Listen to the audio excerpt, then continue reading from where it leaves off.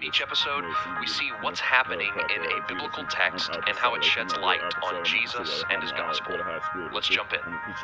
In Matthew 10, Jesus gives his closest followers a special mission and a special authority. He tells them to preach what he has preached and to do what he has done. They are to announce the arrival of God's kingdom, and they are to heal the sick. But along with this mission comes a list of warnings. People will ignore or reject their message, and they will attack and persecute them as messengers. This mission will cost these disciples more than they can imagine. But 3 different times, Jesus tells them not to be afraid. First, Jesus tells them not to be afraid because everything hidden will be made known. He links their persecution to his. Jesus will be arrested in secret and killed under a cloak of false accusations, but his identity and victory over the grave would not be hidden when he rose from the dead. In the same way, Jesus promises he will reveal final victory out of their most hidden moments of persecution. Second, Jesus reminds the disciples that they will face some who can kill their bodies, but not their souls. Their persecutors can only do so much. Jesus promises that those who lose their life for his sake will ultimately find it.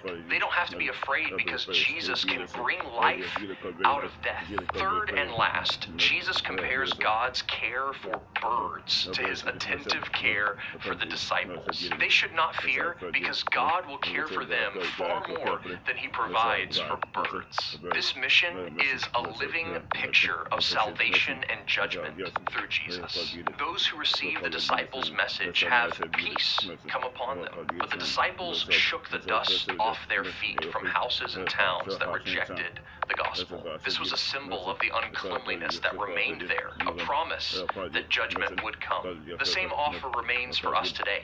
If we believe the message of the gospel, we have peace between ourselves and God through Jesus. But if we do not believe, we stand unclean and condemned. Jesus makes an incredible promise to do what only he can do, to vouch for anyone who has faith in him before his Father. This is good news because we cannot justify ourselves before God, but through faith in Jesus, we have a Savior who will proclaim us righteous before God. Now Jesus has called we who believe this gospel to go out as disciples. We are to share the good news and do the good works that Jesus did. We need not fear rejection because God has already accepted us in Jesus. We need not fear persecution because even in death we will find life. And we need not fear scarcity